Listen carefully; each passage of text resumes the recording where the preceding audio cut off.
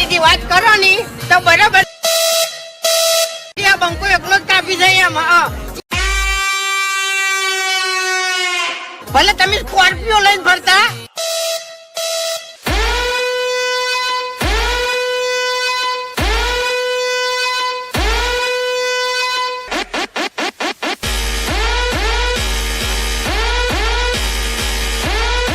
ધમકી આલી છે ની એ થોડુંક હવે ખાતીને ફરજો એમ. इन हिजड़ों के दम पर तू शेर का शिकार करेगा.